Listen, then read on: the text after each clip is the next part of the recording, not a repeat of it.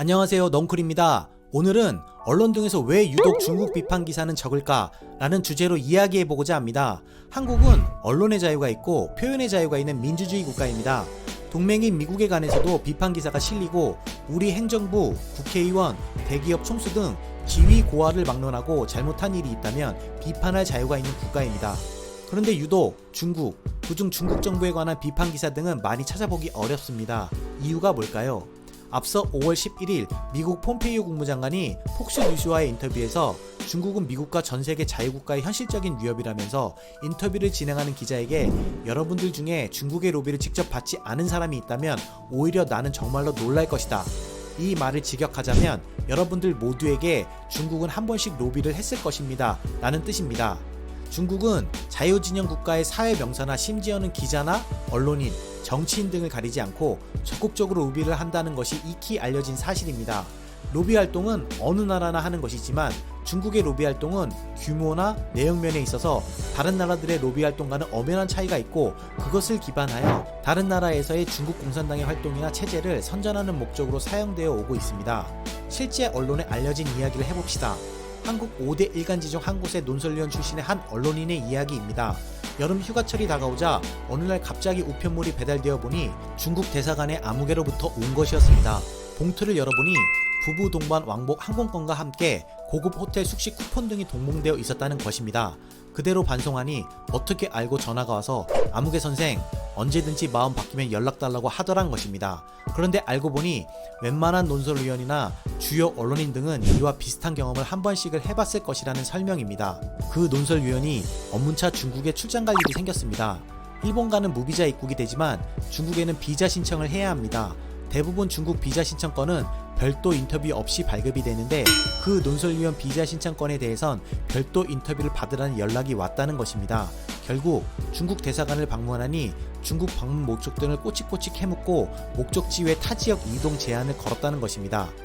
논설위원은 자신이 중국의 은근한 회유에 응하지 않은 것에 대한 일종의 보복이라고 해석했습니다. 또 다른 언론인 출신의 지인은 협박받은 이야기를 했습니다. 새로 언론사를 창간한 지 얼마 되지도 않았을 때 중국을 비판하는 기사를 게재하자마자 바로 연락이 와 항의했다는 것입니다. 이름난 언론사도 아니고 창간한 지 얼마 되지도 않았는데 어떻게 모니터링을 했는지 알 수 없었다는 것입니다. 중국의 비판적인 기사를 많이 다루는 우파 매체 기자는 중국으로부터 협박 아닌 협박을 당한 적도 있다고 말했습니다. 사드 배치에 대해 중국의 압박을 다룬 기사에서 중국의 제국주의적 행태를 시리즈로 게재했는데 중국 측에서 아무개 기자 양반 중국에 한 번도 관광도 안 올 겁니까? 너무 심한 거 아니요? 라면서 반협박조에 항의를 했다는 것입니다. 유튜버도 마찬가지입니다. 유독 중국 비판 기사에 노란 딱지가 많이 붙는 게 현실입니다. 이 같은 중국이 국내 언론에 대한 공작 행위가 암암리에 드러나면서 회유와 협박은 물론 교묘한 여론 조작 등을 통해 비밀스럽게 영향력을 행사하는 것을 일반인들이 알기는 쉽지 않습니다. 이러한 국내 중국 영향력 공작의 궁극적 지향점은 중국몽의 실현입니다. 중국몽은 두 개의 100년의 목표가 있으며 그 하나는 중국 공산당 창당 100주년이 2021년까지 적절하게 번영하는 사회를 이룩하는 것이고 또 다른 하나는 중화인민공화국 건국 100주년이 되는 2049년까지는 완전히 발전된 국가를 달성하는 것입니다. 그것을 달성하는 2050년경 중국은 중국의 질서로 아시아 패권을 향유한다는 목표입니다. 그러나 한국은 스스로 중국몽을 말하고 있으며 이를 지지한다고 대통령이 나서서 말하고 있습니다. 만약 중국이 패권국이 되어 중국몽이 실현된다면 가장 괴로운 국가는 한국이 될 것입니다. 중국은 적당한 힘과 협박과 함께 돈으로 타국의 미디어나 언론을 다루고 있습니다. 차이나 레이디오 인터내셔널은 전 세계적으로 현지 언론의 지분 인수 및 병합을 통해 14개국에서 최소 33개의 현지 방송국의 소유권을 갖고 있습니다. 이들 현지 회사들은 다시 현지 방송사들을 구입하거나 지분 매입 또는 방송시간을 임차하는 이른바 임차 선박 전략을 사용해 중국에 대한 부정적 비판적 견해를 배제하고 중국을 긍정적으로 보는 내용을 영어, 중국어 또는 현지어로 방송하고 있습니다. 중국 자본과 회사들이 해외 언론 및 미디어 회사 인수도 중국 영향력 확대 차원에서 활발히 이뤄지고 있으며 세계 최대 B2B 거래업체인 중국의 알리바바는 2015년 홍콩의 유력 영자지 사우스 차이나 모닝포스트를 2,600만 달러에 사들인 예가 있습니다. 중국의 달리앙완다 미디어는 2016년 1년의 협상을 통해 미국의 레전더리 엔터테인먼트를 포함한 영화 제작소와 극장 체인을 구입했고 소니 영화사와의 파트너십을 맺었습니다. 미국 영화사들은 중국으로부터의 투자는 물론 중국 영화 시장 진입을 위해 중국을 부정적으로 묘사하는 데 우려감을 갖고 있는 것이 현실입니다. 2018년 3월 발표에 의하면 공산당의 중앙선전부가 영화, 뉴스, 미디어 및 출판에 관한 직접 관할권을 국가신문출판 광전총국으로부터 넘겨받았으며 중국의 국내 및 해외 국영 라디오 및 TV, 방송 역시 중앙성정부의 지도하에 중국의 소리라는 국가기관으로 통합되었습니다. 이것은 해외 방송에 대한 영향력 강화뿐만 아니라 영화, 출판, 해외 방송에 대한 중국 공산당의 통제를 공고히 하면서 시진핑 1인 독재 기반을 확립하기 위한 것으로 판단이 됩니다.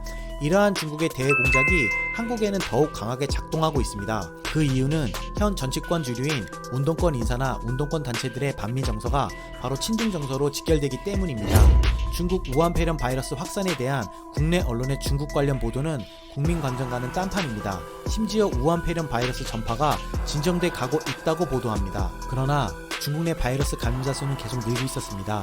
청와대 게시판에는 중국인 입국금지 청원에 50만 명이 넘는 네티즌들이 서명했습니다. 국민들의 중국인 관광객 입국이 늘고 있는 것에 대한 불안감도 반영되어 있었습니다. 정부는 중국 우한에 전세기를 띄워 귀국 희망 교민을 3차례에 걸쳐 데려왔고 귀국 교민은 곧바로 정부 시설에 분산 수용되었습니다. 감염 확산을 막기 위한 조치로서 14일을 격리 수용했습니다. 그중 일부는 격리 수용 기간이 지나 퇴소했으나 중국인 관광객들은 간단한 조사만 받고 그대로 한국에 입국하는 상태입니다. 이에 대해 네티즌들은 교민만 격리하면 뭐하느냐, 중국인들은 활보하는데 라며 정부 정책에 대한 불만을 터뜨리고 있습니다. 일본과 갈등 당시에는 반일을 외치면서 노 저편을 부추기던 언론이 오히려 무분별한 중국 혐오는 자제되어야 한다고 친중 보도를 내보내고 있으며 모 대학 교수는 SNS상에서 일고 있는 중국 혐오 현상에 대해 이것은 한국의 폐쇄적 민족주의에 기인한 문제라고 말하기도 했습니다. 중국 우한 바이러스에 대한 국민들의 불안을 오히려 폐쇄적 민족주의라고 매도한 것입니다. 정치인들은 한술 더 뜨고 있습니다. 특히 정부, 여당 관련 인사들은 중국은 친구, 중국 혐오 안 돼, 중국 우한 바이러스 대신 신종 코로나로 불러야 한다며 바이러스 확산보다 공포감 확산이 더 문제라고 친중적인 발언을 하고 있습니다. 한일 갈등 당시 반일 선동을 일쌌던 모습과는 판이한 태도입니다. 박원순 서울시장은 한국에는 어려울 때 돕는 친구가 진정한 친구라는 말이 있다며 5년 전에 서울이 메르스 때문에 고통을 받을 때 베이징시는 특별 사절단을 보내고 관광객을 보내 큰 도움을 줬다고 중국을 응원하는 영상 메시지를 만들었습니다. 박원순 시장의 영상은 중국 최대 SNS인 웨이보에서 조회수 4억 회를 넘어서며 크게 화제가 되었습니다. 유은혜 사회부총리 겸 교육부 장관은 13일 오전 전국 17개 시도지사와의 영상회의를 갖고 중국 유학생도 모두 우리 학생이며 혐오는 말아야 한다면서 중국 입국 유학생에 대한 관리 대책 마련을 지시했습니다. 그러나 한국 학생들이 우려하는 것은 중국 유학생들의 경우 일정 기간 자가격리도 지키지 않고 정부 방침을 따르지 않는다는 것입니다. 그러다 보니 한국 학생들은 중국 유학생을 가까이 하기를 꺼려 한다고 하는 것입니다. 정세균 총리는 역시 중국인 유학생을 면밀히 관리하라고 지시하면서 중국 유학생도 우리 학생이므로 혐오나 갈등이 생기지 않게 지역사회의 포용을 부탁한다고 당부했습니다. 우리 정부가 중국인 입국에 사실상 별다른 제한을 두지 않고 있는 반면 미국은 중국을 격리하거나 체류한 경우 미국 입국을 엄격히 제한하고 있습니다. 호주, 뉴질랜드, 싱가포르 등도 중국에 대해 빗장을 걸어 잠그고 있습니다. 호주와 뉴질랜드는 14일 이내 중국을 다녀온 외국인의 입국을 금지하고 자국민도 중국에서 들어올 경우 14일간 자가격리를 하도록 했습니다. 싱가포르는 모든 중국인과 최근 14일 내에 중국을 방문한 외국인의 입국을 금지했습니다. 중국과 국경을 맞대고 있는 러시아, 베트남, 몽골, 북한은 아예 국경을 폐쇄했습니다. 우한 폐렴 바이러스 때문에 마스크는 풍기 현상을 빚고 있어 사고 싶어도 살 수가 없는 현실이었습니다. 이유가 있었습니다. 국산 마스크 300만 장이 중국으로 보내졌기 때문입니다. 조선일보는 17일 단독으로 정부 여당이 민관 합동으로 중국에 보낸다고 주장해온 마스크 300만 장의 배후 전주는 중국 기업들이었던 것으로 드러났다고 보도했습니다. 조선일보에 따르면 샤오미 18억 원, 징린 자산 6억 원 등 중국 기업이 한국 내 우한대 동문 기업과 연합 명의로 한국산 마스크를 대량 매입했다는 것이었습니다. 문재인 정부와 여당은 한국의 마스크 지원에 중국이 감세했다고 했지만 정작 중국 현지 보도에서는 구매단이 한국에서 미친듯이 마스크를 쓸어 담았다는 중국 증권보 보도가 나왔습니다. 우리 정부의 말과는 180도 다른 내용입니다. 그러다 보니 중국 정부는 일본 정부의 지원에는 감사하다는 말을 했지만 한국에 대해서는 아무 말도 하지 이유가 자연스럽게 풀립니다. 여기서 주목할 부분이 있습니다. 일종의 구매 대행을 맡은 것으로 보도되는 우한대 한국총동문회를 주목할 필요가 있습니다. 우한대 한국총동문회 초대 회장은 다름 아닌 박정 더불어민주당 의원입니다. 박정 의원은 2018년 11월 17일 우한대 한국총동문회 회장에 취임했습니다. 박정 의원은 대표적 친중 인사로 파주에서 열리는 북한군 중공군 추모제에는 매년 참석했다는 사실입니다. 이 사실이 밝혀지자 당시 이현주 바른미래당 의원은 우리 국군과 우리 국민들을 잔인하게 살상한 자들을 추모하다니 여기 참석해서 북한군을 추모했다는 박정 의원 등 여당 정치인들이 과연 제정신인가? 라고 비판한 바 있습니다.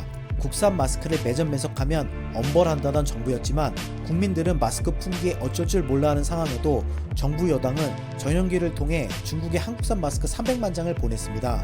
중국에 마스크를 조공했다는 비판 여론이 있는 것은 어찌 보면 당연한 일입니다. 이만큼 중국의 한국에 대한 영향력 공작은 성공한 케이스라고 볼 수 있습니다. 2018년 통계청 자료에 따르면 한국으로 귀화한 외국인 17만 5,659명 중 중국인 11만 8,553명입니다. 체류 외국인 약 230만 명은 교육에도 영향을 미치고 있습니다. 중국계 다문화 가정이 많아지자 조희연 서울시 교육감은 서울 남서부 3개 구인 구로, 금천, 영등포, 초중고 가운데 원하는 학교를 자율학교로 지정해 중국어를 정규 과목으로 편성하겠다고 밝힌 바 있습니다. 또한 국내 대학의 중국 유학생 수는 7만여 명, 결코 적은 숫자가 아닙니다. 인구 절벽으로 학생 수가 감소하는 상황에서 중국 유학생은 대학 수입에 영향을 주지만 문제는 이들이 한국 학생들과 갈등을 빚고 있다는 것입니다. 게다가 중국 공산당은 각국에 나가 있는 중국 유학생을 통해 정보 수집과 공작을 한다는 것은 이미 알려져 있는 사실입니다. 사실상 중국의 인해 전술입니다. 6.25 때 중공군의 인해 전술을 막기 위해 피를 흘렸다면 현재는 중국 우한 바이러스를 막기 위해 우리는 고군분투하고 있습니다. 어쨌거나 중국의 인해 전술은 현재 진행형인 것입니다. 이상 넝쿨이었습니다. 여러분의 좋아요와 구독은 컨텐츠 제작에 큰 힘이 됩니다. 감사합니다.